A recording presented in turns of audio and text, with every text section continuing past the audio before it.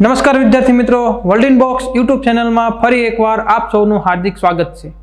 Daily 5 અંતર્ગત આજે આપણે વાત કરીશું બંધારણના અગત્યના અને પૂછાયેલા 5 પ્રશ્નો વિશે। તો સૌથી પહેલા વાત કરીએ ક્વેશ્ચન નંબર 1 કે પહેલો પ્રશ્ન પૂછવામાં આવ્યો છે પીએસઆઈ 2015 ની પરીક્ષામાં કે મહાભિયોગ પદ્ધતિ નીચેનામાંથી કોને લાગુ પડતી નથી।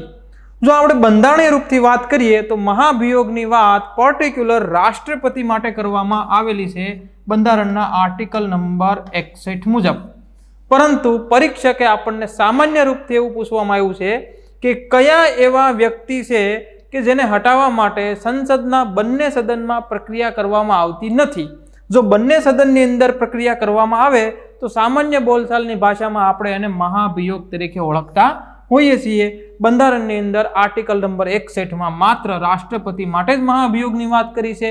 તો અહીંયા કીધું કોને લાગુ પડતી નથી, તો બંને સદનમાં હટાવી શકાતા ના હોય એવા કોણ છે? તો એ છે વડાપ્રધાન, કે આને માત્ર ને માત્ર લોકસભાની અંદર સરકારના વિરુદ્ધમાં અવિશ્વાસ પ્રસ્તાવ લાવીને વડાપ્રધાનને હટાવી શકાય છે।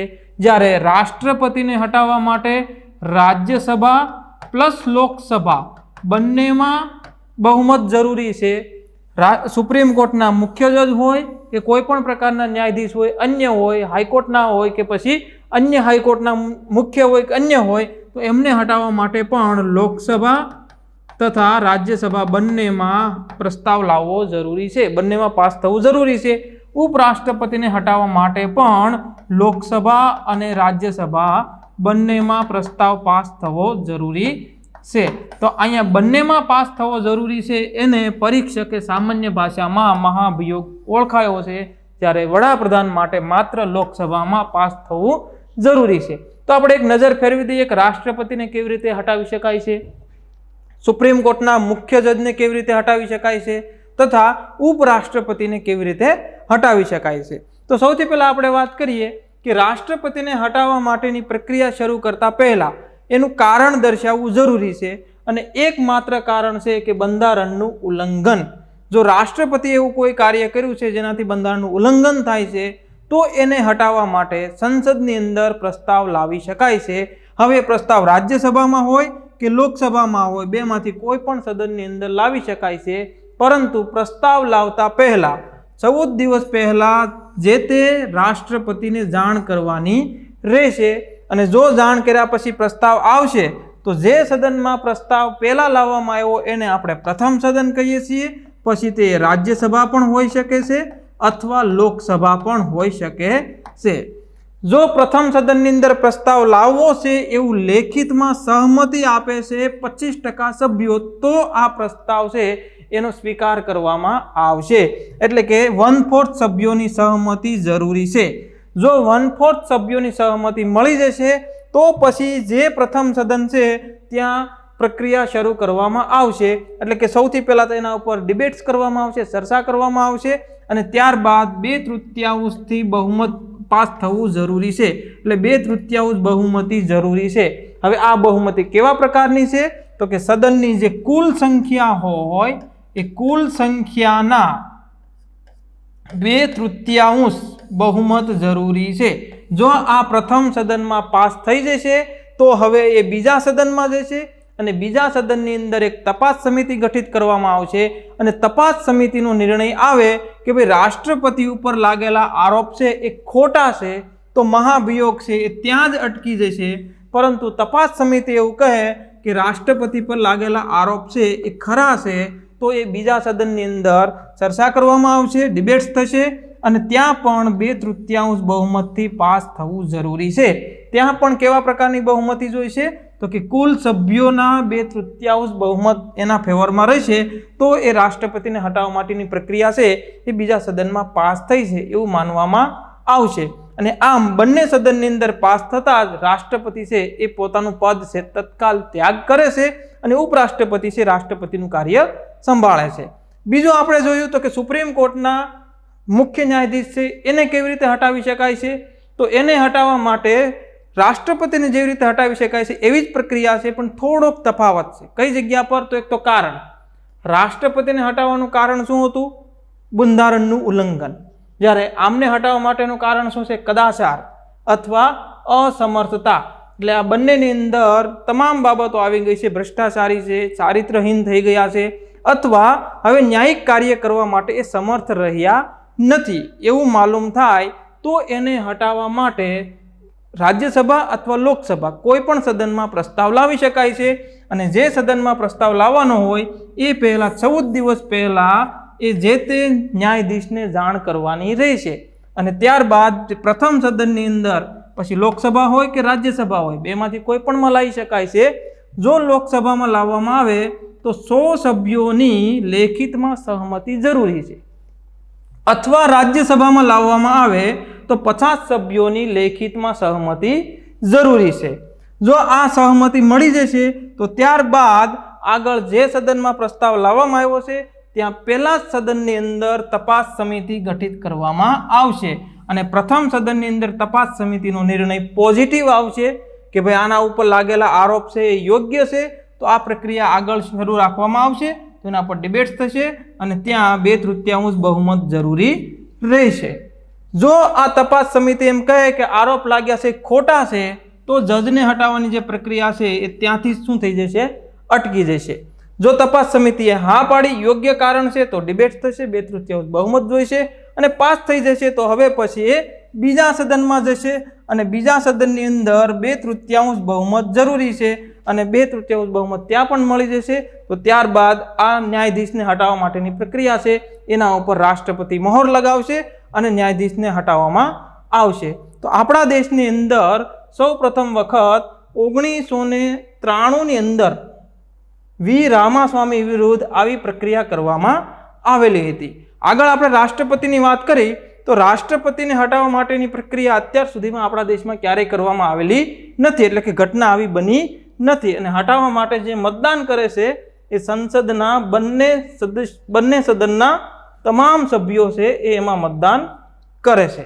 જ્યારે મહાભિયોગની અંદર ન્યાયાધીશને હટાવવા માટે પણ એ જ સભ્યો, જે રાષ્ટ્રપતિને હટાવવા માટેના સભ્યો મતદાન કરે છે એ જ સભ્યો અહીં મતદાન કરે છે.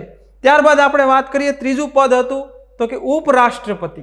તો ઉપરાષ્ટ્રપતિને હટાવવા માટેની પ્રક્રિયા છે એની વાત બંધારણના આર્ટિકલ નંબર 67માં કહેવામાં આવી છે. 67 નંબરમાં શું કીધું છે તો કે રાષ્ટ્રપતિનો કાર્યકાળ સામાન્ય રૂપથી 5 વર્ષનો રહેશે. 5 વર્ષ પહેલા પણ એમને પદ પરથી હટાવી શકાય છે. કેવી રીતે? તો કે ઉપરાષ્ટ્રપતિને હટાવવા માટે માત્ર ને માત્ર રાજ્યસભામાં પહેલા શરૂઆત કરવામાં આવે છે. એટલે કે એને હટાવવાનો જે પ્રથમ પ્રસ્તાવ છે એ માત્ર રાજ્યસભામાં જ લાવી શકાય છે. એનું કારણ છે કારણ કે રાજ્યસભાના એ સભાપતિ તરીકે કામ કરે છે, એટલે એને હટાવવાનો પહેલો હક છે એ કોને આપવામાં આવ્યો છે? રાજ્યસભાને. અને રાજ્યસભાની અંદર ઇફેક્ટિવ મેજોરિટી બહુમતથી જરૂરી છે પાસ થવું. ઇફેક્ટિવ મેજોરિટી એટલે કેવી? તો કે રાજ્યસભાના જેટલા સભ્યો છે પછી હાજર હોય કે ગેરહાજર હોય, જે સભ્યો એક્ટિવ હોય એ સભ્યોની, અને એ સભ્યોને આપણે કહીશું વાસ્તવિક સભ્યો. વાસ્તવિક સભ્યો એટલે કે ઇફેક્ટિવ મેજોરિટી. તો વાસ્તવિક સભ્યો જે છે એને ગુણ્યા 1/2 પ્લસ, તો આવી બહુમતીથી પાસ થશે તો એને આપણે કહીએ છીએ ઇફેક્ટિવ મેજોરિટી. અને જો ત્યાં પાસ થઈ જશે એ પ્રસ્તાવ, ત્યારબાદ એ લોકસભામાં જશે અને લોકસભાની અંદર સાદી બહુમતીથી પાસ થવું જરૂરી છે. એટલે કે હાજર અને મતદાન કરવાવાળા સભ્યો હોય એના અડધાથી વધારે સભ્યો છે એ એના ફેવરમાં હોય તો એને હટાવી શકાય છે. તો અહીંયા મિત્રો આપણે જોયું કે ઉપરાષ્ટ્રપતિને હટાવવા માટે પણ લોકસભા અને રાજ્યસભા બંને સદનની જરૂર પડે છે. સુપ્રીમ કોર્ટના ન્યાયાધીશને હટાવવા માટે પણ રાજ્યસભા અને લોકસભા બંનેની જરૂર પડે છે. અને રાષ્ટ્રપતિને હટાવવા માટે પણ લોકસભા અને રાજ્યસભા બંને સદનની જરૂર પડે છે. એટલે આને સામાન્ય ભાષાની અંદર મહાભિયોગ તરીકે ઓળખવામાં આવતું હોય છે. પરંતુ મહાભિયોગ શબ્દ રાષ્ટ્રપતિને હટાવવાની પ્રક્રિયામાં જ દર્શાવવામાં આવેલો છે. તેમ છતાં પરીક્ષકે આવો પ્રશ્ન પૂછ્યો છે તો આવું તારણ લગાવી અને આનો આન્સર આવે છે વડાપ્રધાન. કેમ? તો કે એને હટાવવા માટે માત્ર ને માત્ર લોકસભામાં જ પ્રક્રિયા કરવામાં આવે છે, રાજ્યસભામાં એના વિરુદ્ધ કોઈ મતદાન કરવામાં આવતું નથી. એટલે આપણો આન્સર બનશે અહીંયા ઓપ્શન એ, વડાપ્રધાન. તો આવી જ રીતે આપણે એક બીજો પ્રશ્ન જોઈએ જે અગાઉની પરીક્ષામાં પૂછાયેલો છે. એટલે કે પ્રશ્ન છે કે સર્વોચ્ચ ન્યાયાલયની મૂળ હુકુમત અંગેની જોગવાઈ બંધારણના કયા અનુચ્છેદમાં કરવામાં આવેલ છે? તો પહેલા તો આપણને ખબર હોવી જોઈએ કે મૂળ હુકુમત એટલે શું. સાદી ભાષામાં એમને આપણે કહીએ છીએ કે સુપ્રીમ કોર્ટનો એવો અધિકાર કે એના ઉપર નિર્ણય કરવાની સત્તા જે માત્ર ને માત્ર સુપ્રીમ કોર્ટને જ છે. બીજા દેશની અન્ય કોઈ પણ સંસ્થા એના ઉપર નિર્ણય કરી શકતી નથી અને ડાયરેક્ટ એ નિર્ણય કરવાનો અધિકાર ડાયરેક્ટ સુપ્રીમ કોર્ટ પાસે જ સીધો એને પ્રાપ્ત થાય છે, જેને આપણે કહીએ મૂળ હુકુમત અથવા એને અન્ય આપણે સાદી ભાષામાં કહીએ તો પ્રારંભિક અધિકાર અથવા આરંભિક ક્ષેત્ર અધિકાર તરીકે ઓળખીએ છીએ, જેની વાત બંધારણના આર્ટિકલ નંબર 131માં કરવામાં આવેલી છે. તો આ પ્રારંભિક ક્ષેત્ર અધિકાર છે એ શું છે? તો કે સુપ્રીમ કોર્ટની પાસે એવી સત્તા છે કે દેશની અંદર એવા મામલાઓમાં નિર્ણય કરે છે કે જેના ઉપર બીજી કોઈ સંસ્થા નિર્ણય કરતી નથી અને પહેલો જ નિર્ણય છે ડાયરેક્ટ સુપ્રીમ કોર્ટની અંદર આવે છે. તો એ કયા હોય છે? તો કે રાજ્ય વચ્ચેના વિવાદો અથવા કેન્દ્ર રાજ્ય વચ્ચેના વિવાદો. એટલે રાજ્ય અથવા કેન્દ્ર રાજ્ય વચ્ચેના જે કંઈ પણ વિવાદ હોય તો એમના નિપટારા કરવાનો અધિકાર માત્ર ને માત્ર સુપ્રીમ કોર્ટને આપવામાં આવેલો છે અને સુપ્રીમ કોર્ટ સિવાય દેશની અન્ય કોઈ સંસ્થા એના ઉપર નિર્ણય કરી શકતી નથી. એટલે આ આપણે કહીશું સુપ્રીમ કોર્ટના પ્રારંભિક ક્ષેત્ર અધિકાર અંતર્ગત આવે છે. પરંતુ આમાં મિત્રો બે વસ્તુ અપવાદ છે, યાદ રાખજો કે જો રાજ્ય વચ્ચે અને કેન્દ્ર રાજ્ય વચ્ચેના વિવાદો છે એ જો પૈસાને લગતા વિવાદ હોય એટલે કે નાણાં સંબંધિત વિવાદ હોય તો એ આરંભિકમાં નહીં આવે. કેમ? તો કે નાણાં સંબંધિત વિવાદ માટે નાણાં આયોગ છે એ એનો નિપટારા કરે છે અથવા એ એમનો નિર્ણય કરે છે. અને જો પાણી સંબંધિત વિવાદ હોય રાજ્ય વચ્ચે અથવા કેન્દ્ર અને રાજ્ય વચ્ચે તો એમનો નિપટારો છે એ ટ્રિબ્યુનલ દ્વારા કરવામાં આવતો હોય છે.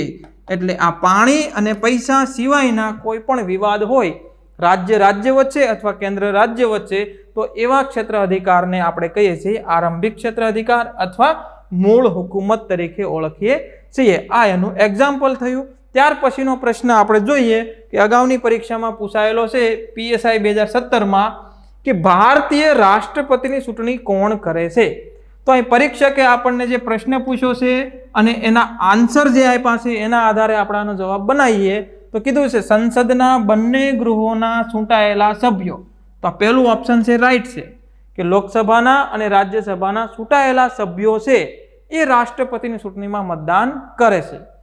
બીજું ઓપ્શન આપ્યું આપણે રાજ્ય વિધાનસભાના ચૂંટાયેલા સભ્યો. તો આ પણ રાઈટ છે કે રાજ્યની વિધાનસભાના સભ્યો છે એ પણ એમાં મતદાન કરે છે, પણ એ કેવા ચૂંટાયેલા સભ્યો હોવા જોઈએ. ત્રીજું ઓપ્શન આપ્યું છે આપણને રાજ્યસભા અને વિધાન પરિષદના 10% નોમિનેટેડ સભ્યો. તો અહીંયા વિધાન પરિષદના કોઈ પણ સભ્યો છે એ રાષ્ટ્રપતિની ચૂંટણીમાં મતદાન કરતા નથી. જ્યારે રાજ્યસભાના સભ્યો છે એ ચૂંટાયેલા હોય તો એ રાષ્ટ્રપતિની ચૂંટણીમાં મતદાન કરે છે, નોમિનેટ હોય તો એ મતદાન કરતા નથી. એટલે રાજ્યસભા છે એ છૂટા નોમિનેટ વાત કરી છે એટલે આ ઓપ્શન આપણું શું બનશે? અહીંયા ખોટું બનશે. ઓપ્શન ડી A અને B બંને. તો કે હા, A અને B બંને લોકો એમાં મતદાન કરે છે. તો અહીંયા આપણો આન્સર બનશે ઓપ્શન ડી. જોઈ લઈએ કેવી રીતનું એની વ્યવસ્થા કરવામાં આવી છે. તો આપણે વાત કરી કે રાજ્યસભાના ચૂંટાયેલા સભ્યો, લોકસભાના ચૂંટાયેલા સભ્યો. એટલે આને આપણે શું અહીંયા શું દર્શાવવામાં આવ્યું છે? સંસદના બંને ગૃહોના ચૂંટાયેલા સભ્યો. તો એનો મતલબ શું થયો? રાજ્યસભાના અને લોકસભાના ચૂંટાયેલા સભ્યો. બીજું ઓપ્શન આપ્યું છે અહીંયા આપણને રાજ્ય વિધાનસભાના ચૂંટાયેલા સભ્યો. તો અહીંયા આપણને આપ્યું છે રાજ્ય વિધાનસભાના ચૂંટાયેલા સદસ્યો. તો આ પણ રાઈટ છે, આ પણ રાઈટ છે. હવે કેટલાક ક્ષેત્રો એવા છે કે જે રાજ્યો નથી, કેન્દ્ર શાસિત પ્રદેશો છે, તેમ છતાં ત્યાં વિધાનસભા આવેલી છે, જેમ કે દિલ્હી અને પુડુચેરી. જમ્મુ કાશ્મીર પણ આવેલું છે, પરંતુ જમ્મુ કાશ્મીરને કેન્દ્ર શાસિત પ્રદેશ ઘોષિત કર્યા પછી વિધાનસભા પણ એને આપી, પરંતુ ત્યાર પછી હજુ સુધી રાષ્ટ્રપતિની ચૂંટણી આવી નથી, એટલે એના વિશેની વાત કરવામાં આવેલી નથી. પરંતુ દિલ્હી અને પુડુચેરી એ બે એવા કેન્દ્ર શાસિત પ્રદેશો છે કે જ્યાં વિધાનસભાઓ આવેલી છે અને એમાં પણ ચૂંટાયેલા સભ્યો આપણને જોવા મળે છે, તો એને રાષ્ટ્રપતિની ચૂંટણીમાં મતદાન કરવાનો અધિકાર આપવામાં આવ્યો 70મો બંધારણીય સુધારો 1992 દ્વારા, અને એનો અમલ કરવામાં આવ્યો 1 જૂન 1995 થી. તો આ દિલ્હી અને પુડુચેરીના વિધાનસભાના સભ્યોને પણ રાષ્ટ્રપતિની ચૂંટણીની અંદર મતદાન કરવાનો અધિકાર મળે છે. તો આ વસ્તુ જે બની એને આપણે કહીએ છીએ રાષ્ટ્રપતિનું મતદાર મંડળ. તો આને શોર્ટકટમાં યાદ રાખવું હોય તો રાજ્યસભાનો એક, લોકસભાનો હોય, કહેવાય શું એને? એમપી. બરાબર. અને આ કેવા એમપી છે? તો કે ચૂંટાયેલા. પછી રાજ્ય વિધાનસભાના સભ્યો હોય કે પછી કેન્દ્ર શાસિત પ્રદેશની વિધાનસભાના સભ્યો હોય એને કેવા છે? તો શું? એમએલએ.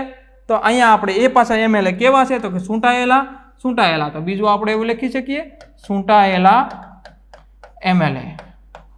એટલે કે રાષ્ટ્રપતિની ચૂંટણીમાં કોણ મતદાન કરે?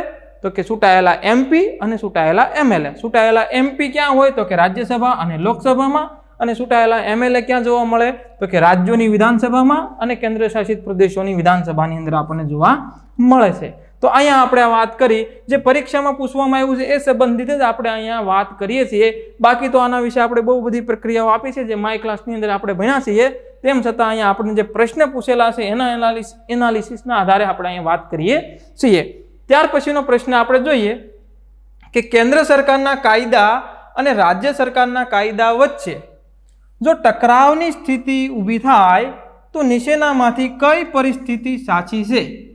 એટલે કે કોઈ એવો વિષય છે કે એના ઉપર કેન્દ્ર સરકારે પણ કાયદો બનાવ્યો છે અને એ જ વિષય ઉપર રાજ્ય સરકારે પણ કાયદો બનાવ્યો છે, અને બંને એકાબીજાના વિરોધાભાસ થતા હોય તો શું કરવામાં આવે? કે કેન્દ્ર સરકારનો કાયદો સર્વોપરી ગણવામાં આવશે, રાજ્ય સરકારનો કાયદો સર્વોપરી ગણવામાં આવશે, સુપ્રીમ કોર્ટ નિર્ણય કરશે એવા સમયે, કે પછી રાષ્ટ્રપતિ નિર્ણય કરશે એવા સમયે. તો અહીંયા આપણને બંધારણની અંદર 2 આર્ટિકલ ખ્યાલ હોય તો આનો આન્સર આપણે કહી શકીએ. સામાન્ય રૂપે દેખીતી રીતે જ આપણને આનો આન્સર ખબર પડી જાય કે ભાઈ કેન્દ્ર સરકાર આપણા દેશની અંદર મજબૂત છે, એટલે કેન્દ્ર સરકારનો કાયદો છે એને સર્વોપરી માનવામાં આવે છે. તો આવું બંધારણમાં ક્યાં કીધું છે? તો કે બંધારણની અંદર આપણને 246 નંબરનો આર્ટિકલ અને 254 નંબરનો આર્ટિકલ ખ્યાલ હોવો જોઈએ. 246 નંબરના અંતર્ગત 7મું શિડ્યુલ બંધારણમાં બનાવવામાં આવ્યું છે, પરિશિષ્ટ નંબર 7, અને એની અંદર કેન્દ્ર સરકાર વચ્ચે અને રાજ્ય સરકાર વચ્ચે કાનૂન બનાવવાના વિષયોનું 3 પ્રકારે વિભાજન કરવામાં આવ્યું છે. એક એવા પ્રકારે કીધું છે કે જેના ઉપર કેન્દ્ર સરકાર જ કાનૂન બનાવી શકે એવા વિષયો માટેની એક યાદી બનાવી, એને આપણે કહીએ છીએ કેન્દ્ર યાદી. બીજી એવી યાદી બનાવી કે જેના ઉપર રાજ્ય સરકાર જ કાયદા કાનૂન બનાવી શકે છે, જેને આપણે કહીએ છીએ રાજ્ય યાદી. અને ત્રીજી એક એવી યાદી બનાવી કે જેના ઉપર કેન્દ્ર સરકાર અને રાજ્ય સરકાર બંને સરકારો કાયદા કાનૂન બનાવી શકે છે, તો એને આપણે કહીએ છીએ સંયુક્ત યાદી. તો હવે આપણને જે પ્રશ્ન પૂછવામાં આવ્યો છે એ સંયુક્ત યાદી સંબંધિત પૂછવામાં આવ્યો છે. આમાં તો આપણને ખબર જ છે કેન્દ્ર યાદીના વિષય પર કેન્દ્ર સરકાર જ કાનૂન બનાવવાની છે, રાજ્ય યાદીના વિષય પર રાજ્ય સરકાર જ કાનૂન બનાવવાની છે. હવે બંને એક જ વિષય પર કાનૂન બનાવશે ત્યારે ટકરાવ થશે, તો એ બંનેને કાનૂન બનાવવાની સત્તા ક્યાં આપી છે? સંયુક્ત યાદીમાં. અને હવે અહીંયા આપણને 254 નંબરનો આર્ટિકલ ખબર હોવો જોઈએ કે જો સંયુક્ત યાદી મુજબ કેન્દ્ર સરકાર અને રાજ્ય સરકારે એક જ વિષય ઉપર બંને કાયદો બનાવ્યો છે અને બંનેના વિરોધાભાસ થાય છે, તો 254 ની અંદર કીધું છે કે એવા સમયે કેન્દ્ર સરકારનો કાયદો છે એને માન્યતા આપવામાં આવશે, કેન્દ્ર સરકારનો કાયદો છે એને માન્ય ગણવામાં આવશે, રાજ્ય સરકારના કાયદાને સર્વોપરી આપવામાં આવશે નહીં. તો અહીંયા આપણો આન્સર બને છે ઓપ્શન એ, અને એના આધારે આપણને 256 નંબરનો આર્ટિકલ છે એ ખ્યાલ આવે છે. એટલે 254 નંબરનો આર્ટિકલ ખ્યાલ હોય તો પણ આપણે આનો આન્સર કરી શકીએ છીએ. અહીંયા આપણે સાથે સાથે વાત કરી દઈએ કે ભાઈ કેન્દ્ર યાદી જ્યારે બની ત્યારે એના અંદર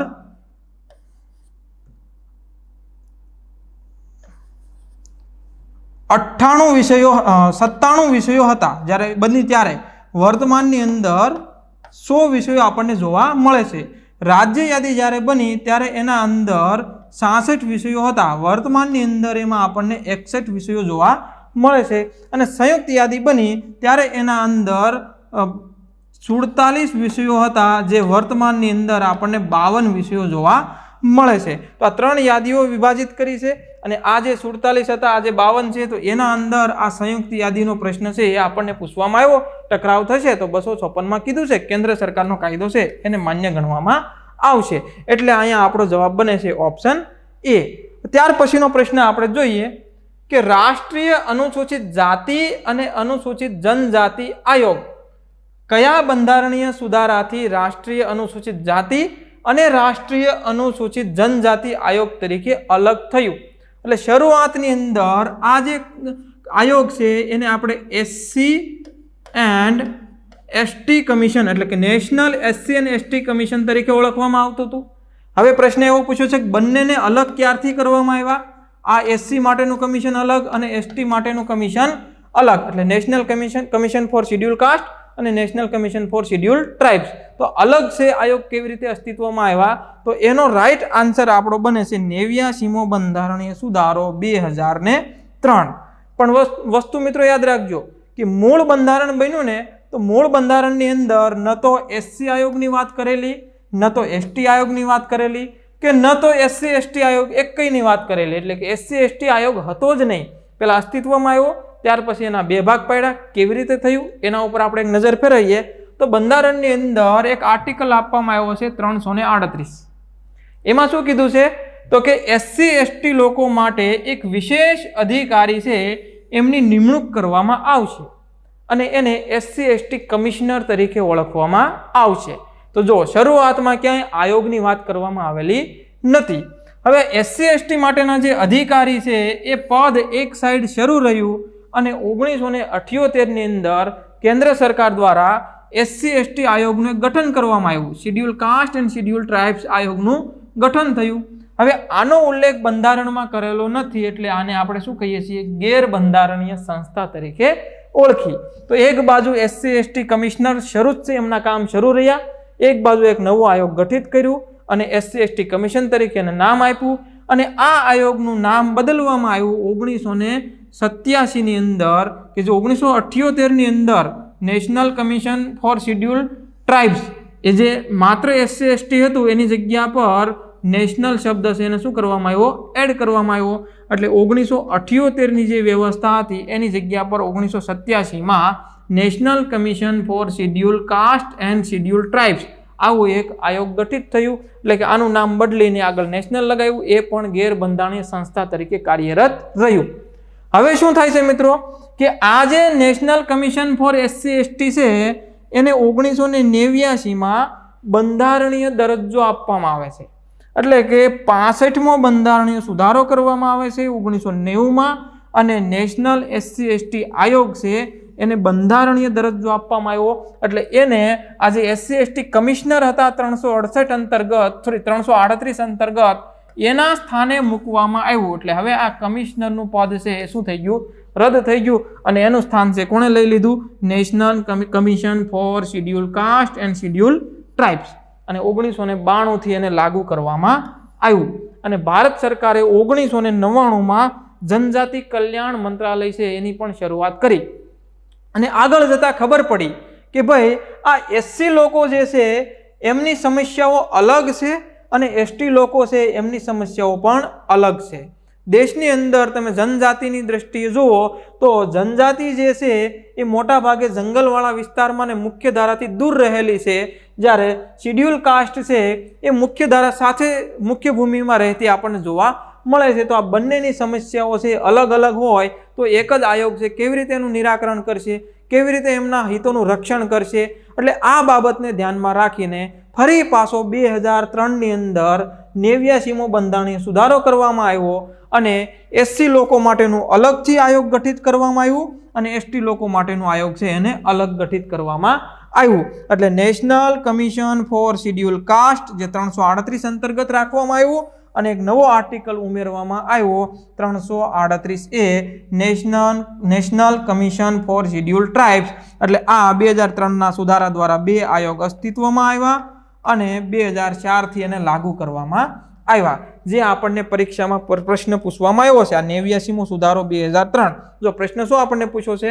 રાષ્ટ્રીય અનુસૂચિત જાતિ અને અનુસૂચિત જનજાતિ આયોગ કયા બંધારણીય સુધારાથી રાષ્ટ્રીય અનુસૂચિત જાતિ અને રાષ્ટ્રીય અનુસૂચિત જનજાતિ આયોગ તરીકે અલગ થયું? તો એનો આપણો જવાબ રાઈટ શું બન્યો? 89મો બંધારણીય સુધારો 2003.